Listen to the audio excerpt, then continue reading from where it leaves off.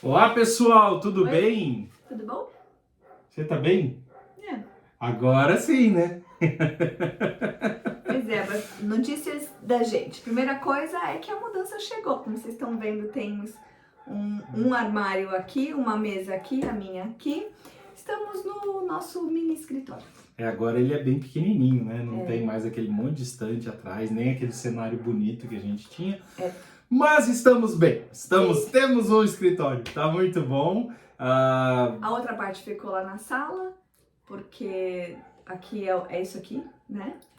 E é isso. É isso. Mas enfim, estamos Depois daquela com a novela, casa- né? Porque o pessoal falou assim que queria ver a gente concluir a novela da mudança. Pois é, uma novela Foi mexicana. uma novela de drama, sabe? Drama, filme de drama. Você chora o filme do começo ao fim, então nós choramos pra caramba. Mas graças a Deus tá tudo bem, a mudança tá aqui. Sim. A casa já tá arrumada, quer dizer, nós estamos aí em todos os cômodos, tudo Ainda certinho, tem umas 3 tudo caixas adaptado. aí, mas que também não tem onde colocar. Exato. Mas assim, já tá com cara de casa e é bom porque a gente tem essa sensação de familiaridade de ver os nossos móveis, as nossas coisas, as minhas panelas. Nossa, eu tô conseguindo trabalhar, né? Eu sem ter as minhas coisas, eu sem me sentir assim, eu não tava conseguindo produzir, mas Exatamente. agora, graças a Deus, as coisas estão caminhando. Tá arrancando, Exatamente. tá começando a caminhar. E aí, gente, nessa caminhada ainda falta coisa, né? Yes. Por quê? Porque muitos dos nossos móveis lá no Brasil eram planejados para a casa onde a gente morava. Sim. Então, ficou para trás um monte de coisa. Por exemplo, nós ainda não temos mesa na cozinha. Nós estamos comendo numa mesa das crianças. Que era a mesa deles de estudarem estudo. nos quartos. E aí estamos improvisados ali, né? Yeah. Com a tábua aqui assim, porque a cadeira é mais baixa, ou senão tem que pegar outra cadeira e fica lá no joelho, enfim. Estamos ainda nisso, então temos que fazer uma mesa. Estamos com os colchões no chão, porque as camas de lá eram todas planejadas para lá, para o ambiente que a gente tinha lá, e não podemos trazer as camas, então estamos com os colchões no chão, ainda tem que comprar camas. Também, né? Ainda estamos sem sofá, porque o sofá também era planejado, ficou na casa lá. E agora tem que fazer tudo isso, né? Tem que começar a comprar essas coisas e, obviamente, gente, a mudança chegou nosso que tinha de reservinha financeira, passou quase do limite já assim, né? Porque foi muito caro a mudança, teve no meio do caminho, por causa do que aconteceu, o caminhoneiro cobrou mais aqui no Uruguai, e enfim, a gente teve, e é aquela coisa normal de quando você chega num outro lugar, tem que comprar transformador para ligar de 110 para 220, tem que comprar adaptador de tomada, tem que comprar isso, comprar aquilo para se adaptar na casa nova e acaba gastando muito. Então, agora não vai dar para fazer essas coisas, mas estamos bem, estamos comendo, estamos vivendo, estamos seguindo a vida. Aos pouquinhos, à medida que a nossa vida financeira também vai se adaptando, porque a gente está aprendendo a viver aqui, aí a gente vai comprando as coisas como a gente fez, né? Demoramos 15 anos para comprar na casa anterior, vamos demorar uns outros 15 a gente compra. Demorou 15 para arrumar a casa, arrumou, veio embora. Ai, que legal. E agora a gente começa de novo, a gente vai de novo mais 15 anos montando uma casa. Aí a gente corre. E aí fica pros filhos. Quer dizer, quando a gente terminar de arrumar a casa, eles casam e vão embora. E aí a casa já não... Mas enfim, assim é a vida, a lição que tem ficado, Mas né? nós, né? Orem por nós nesse processo, porque a gente precisa, né? Ver como é que faz todos esses detalhes, enfim. A lição que eu fico no meu coração, principalmente depois da semana passada. O que aconteceu semana passada, Ari? O que aconteceu semana passada? Eu vendi o carro. A gente foi lá pro Brasil. A gente não. Eu junto com o Arthur foi dirigindo o carro e eu fui dirigindo a moto até Caxias do Sul. Foram 920 e tantos, quase 40 quilômetros, 940 quilômetros num dia só, das 4 da manhã às 4 e pouco da noite, da tarde. Em 12 horas fizemos a viagem. Chegamos lá em Caxias e um irmão cristão muito de Deus da Igreja Aliança do Pio XI, ou Pio X, Pio XI, sei lá, do Pio X, sei lá, é do Pio. Do Do Pio. Pio. Um irmão lá da igreja, ele é dono de uma loja de carro e ele ficou então com a nossa moto, com o nosso carro para ser vendido por lá no Brasil, né? Porque a gente não pode, porque o pessoal tá perguntando, né? Por que, Arete? Por quê? Por que vender? Porque finalmente saiu a nossa aprovação do permisso de residência, então nós somos oficialmente residentes aqui no Uruguai. E se a gente está morando aqui no Uruguai, como que você vai ter um carro do Brasil? Não que está pode. registrado no Brasil, que está registrado no Detran do Brasil, que recebe multas no endereço do Brasil? Não tem sentido, né? Então, por mais que a gente seja brasileiro, se a gente tá morando aqui no Uruguai, a gente tem que andar com o carro do Uruguai, registrado no Uruguai, blá blá blá, do Uruguai. Mas Então- Arete, não podia só mudar a placa? Trazer o carro Então. para o Uruguai? Então, tem toda essa questão de proteção de mercado, né? Porque se fosse assim, o povo iria lá no Brasil, comprava o carro pela metade do preço e chegaria e ficaria com o carro aqui no Uruguai. E aí quebrava o comércio aqui, né? Tem essas questões de proteção de mercado que vocês já sabem, né? Porque tudo... Então não pode. Não Não pode pode. botar a placa. Quer dizer, você até pode importar carros do Brasil para cá. Mas como toda importação, normalmente o Primeiro, só pode ser imposto- carro zero. Só pode ser carro zero. Não era o caso do nosso carro era 2018. E só pode ser carro depois de 30 anos de uso. Ou Eita. seja, carro de colecionador. Aí pode importar do Brasil. Você não sabe. Carros usados não pode importar do Brasil, não tem como, é proibido. Então, mesmo que a gente quisesse só botar a placa, não podia, a moto também não podia, nada disso podia. Então, isso está à venda lá no Brasil, não só o carro e a moto. O que mais está à venda no Brasil, Arete? O quê? O que mais? O carro, a moto e o que mais? A casa? Não, Arete, a A secadora. secadora, é verdade.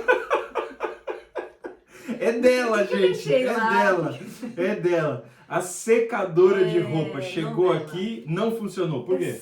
Porque tem que ter emoção, né? Tem, lógico, é Uruguai. Uruguai. Hertz, um negócio que é assim, tem de 60, tem de 50, e a máquina simplesmente não funciona porque os hertz são diferentes do Brasil e do Uruguai. Não é só uma questão de voltagem 110 ou 220, porque se fosse isso a gente com o transformador resolvia, mas ela era 220, aqui é 220, a nossa secadora era 220 também, mas ela não funcionou de maneira nenhuma porque ela entende a frequência, ela é mais Moderna, inteligente do que né? eu, porque eu nem Uhum. sei o que é hertz, e ela entende o que é o hertz, não aceita esse tamanho de onda daqui do Uruguai e ela não funciona.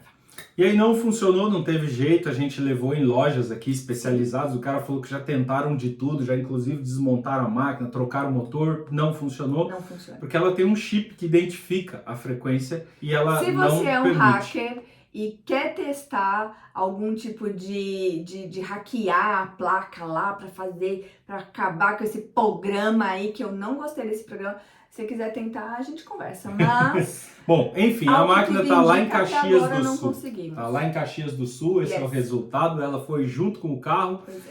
Está à venda, gente. Sim. Nós precisamos de pessoas que estejam interessadas. Então, se você é do Sul, olha com carinho. A gente parcela em 12, em 24, a gente vende para você num preço mais razoável. A máquina tá nova. Nós tiramos essa máquina da caixa há uns 6 meses atrás. Foi.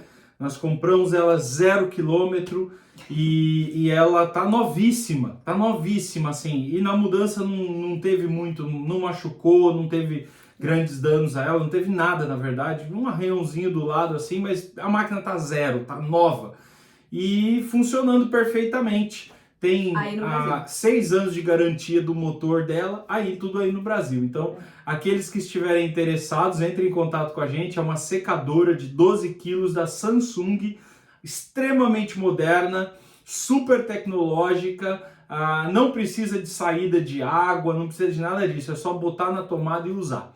Então, se você tiver interesse aí, pessoal do Sul que vive no frio, com chuva, umidade, quer secar a roupa rapidinho, fala com a gente que a gente dá um jeito, vende para você essa máquina e ao mesmo tempo você nos abençoa, Sim. porque nós vamos precisar de uma máquina aqui, porque aqui também é muito frio, também chove muito e no inverno é muito difícil secar roupa no varal. Então, a gente precisa de uma máquina. Então, vendendo essa no Brasil, é o dinheiro dela que a gente vai comprar outra aqui, porque não tem dinheiro para comprar outra aqui se não for assim. Então, ajuda a gente nisso aí.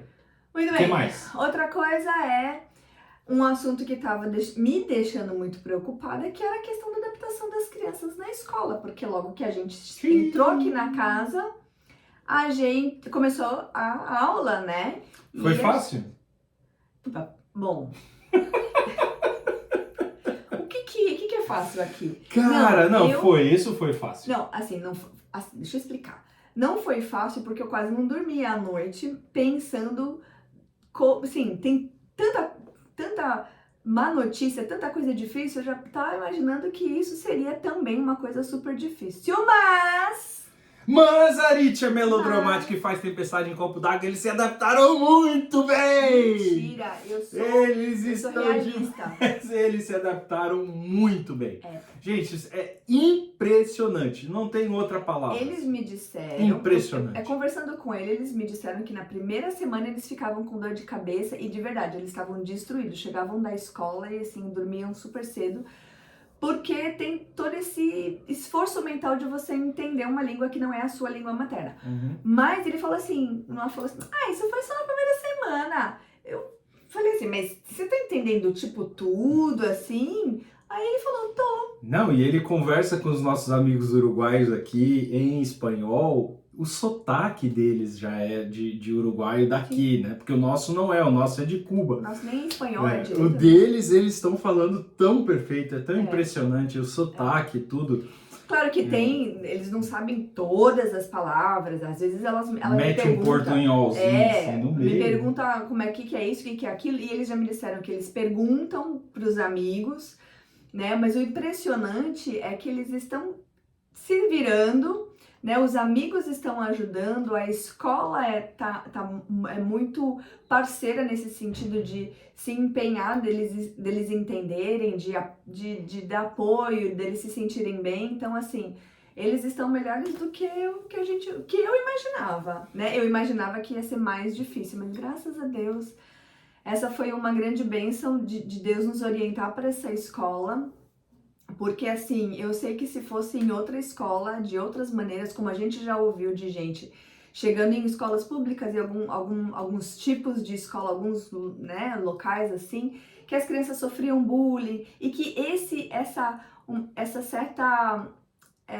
má vontadezinha que existe com os estrangeiros e com brasileiros, que a gente sente na vida, eles sentiriam na escola também, mas não está acontecendo com eles. Não. Inclusive o Noah tá indo para a escola de ônibus sozinho, né? Essa foi uma outra etapa, porque a gente tá sem carro, sem moto, sem nada, e não dá para levar um e o outro, né? Então, e a escola do Noah é um pouquinho mais longe do que a escola da Manu. Então a Manu a gente leva a pé, que é aqui do ladinho de casa, dá 5 minutos, 5 quadras, e o Noah tá indo sozinho de ônibus para a escola, né? Foi a primeira vez, sexta-feira agora, da primeira vez, a mamãe foi até o ponto de ônibus, ele pegou o ônibus, desceu no ponto certo, foi para a escola.